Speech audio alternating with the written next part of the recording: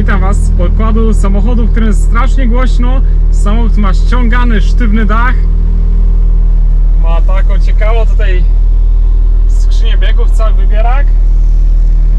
Jak myślicie, co to za samochód? Jest nim Toyota MR2 trzeciej generacji. Samochód, którego na próżno szukać na publicznych drogach i wcale nie jest to spowodowane jego wysoką ceną, bo patrząc na rynek wtórny, ceny zaczynają się od niespełna 30 000 złotych.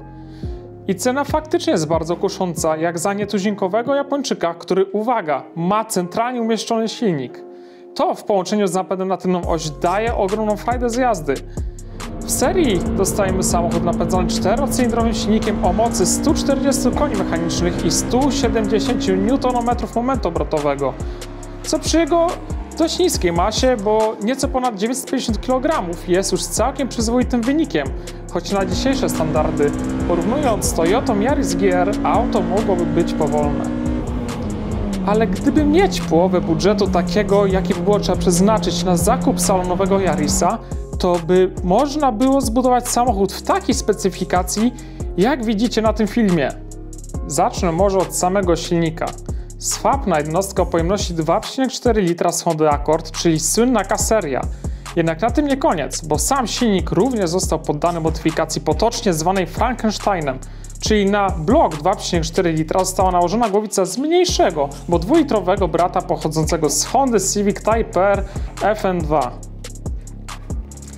Wzmocnione sprężynki, talerzyki czy wałki z japońskiej wersji Type R to tylko część listy modyfikacji, które w połączeniu z wyczynowym dolotem powietrza i customowym układem wydechowym dało aż 268 koni mechanicznych i blisko 260 Nm momentu obrotowego.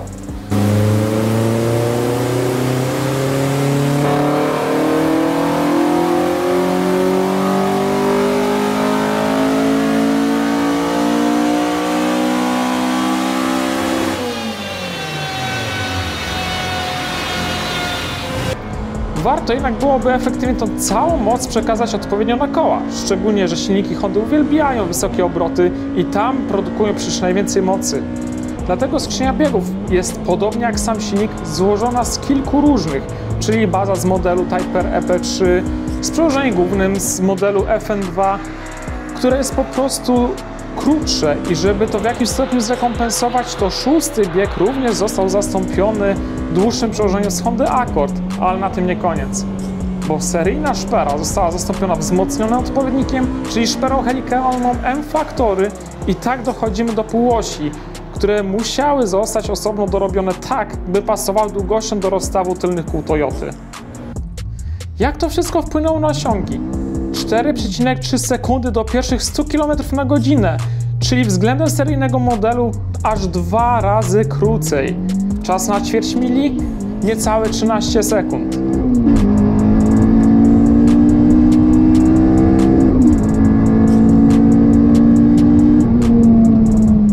Jednak samochód ten nie był budowany z myślą o wyścigach po prostej. Mając potencjał, jaki drzemie w świetnym rozkładzie mas dzięki centralnie umiejscowionemu silnikowi i napędowi na tył, cała przyjemność z jazdy pojawia się w zakrętach. Amortyzator Yellow Speed ze sprężynami 5 kg w przód i 7 kg w tył, grubsze stabilizatory i całość spięta wzmocnionymi rozpórkami na kielichach, w tym tylna mocowana aż w 4 punktach, co zdecydowanie wpłynęło na korzyść, jeśli chodzi o utrzymanie w ryzach znacznie mocniejszej od seryjnej Toyoty. Hamulce pozostały bez większych modyfikacji, bowiem zostały seryjne zaciski, które wyhamowują zarówno z przodu, jak i z tyłu tarcze o średnicy 282 mm, a jedynymi modyfikacjami to był montaż sportowych klocków hamulcowych i giętkich przewodów hamulcowych w stalowym oplocie, dzięki czemu hamulec stał się bardziej odporny na wysokie temperatury, które przecież panują chociażby w warunkach torowych. Dopełnieniem są oryginalne 15-calowe felgi, które są wystarczające do sportowej jazdy i których po prostu nie będzie szkoda w momencie, kiedy wylądujemy w trawie czy w jakichś nierównościach. Wnętrze.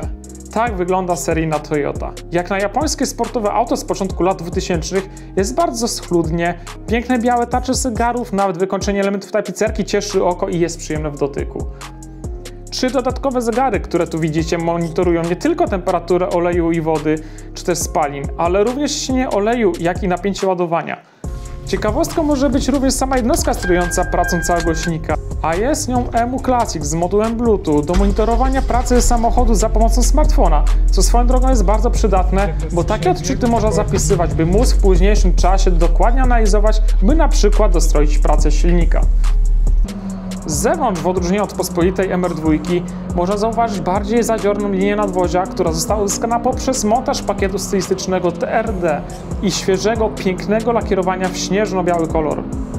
Nie dość, że świetnie się prezentuje, ma genialnie nadwręczne osiągi, to w dodatku jest bardzo szybkie na torze.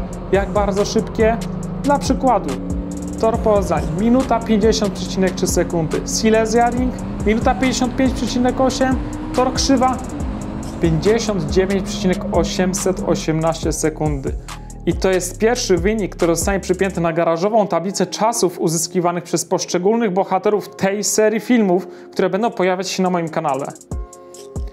Warto podkreślić, że samochód jest w pełni legalnie zarejestrowanym, ulicznym autem z wbitymi wszystkimi modyfikacjami wraz z silnikiem w kartę pojazdu i na próżno szukać w nim jakiejkolwiek redukcji masy, czy też wyczynowego ogumienia, które zdecydowanie wpłynęłoby na poprawę czasów na torze.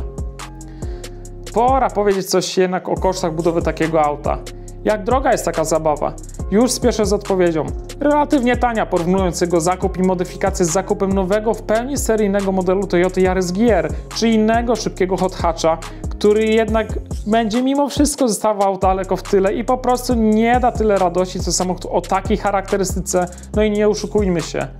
Oprócz samych osiągów spójrzcie na tą Toyotę. Czyż nie jest ona po prostu piękna? Okej, konkrety. Zakup auta plus powyższe modyfikacje to koszt niespełna 90 tysięcy złotych, ale pamiętajmy, że nie trzeba wszystkiego od razu robić. Wystarczy dobre zawieszenie, hamulce, poprawa układu dolotowego i wydechowego wraz ze strojeniem. To już da znaczną poprawę osiągów, a całkowity koszt zamknie się w okolicach jedynie 50 tysięcy złotych. Ogromnie dziękuję Jarkowi za udostępnienie samochodu, jak i za krótką przyjażdżkę za kółkiem. Po prostu rewelacja. A może ty byś chciał, abym pokazał twoje auto? Podziel się w komentarzu swoją opinią, ja z chęcią nagram kolejne odcinki z tej serii i to nie tylko o japońskich samochodach. I do zobaczenia w następnym odcinku lub na torze, gdzie najbliższa okazja będzie na torze Jastrząb w postaci ostatniej rundy VT Cup w sezonie 2022. Trzymajcie się, cześć!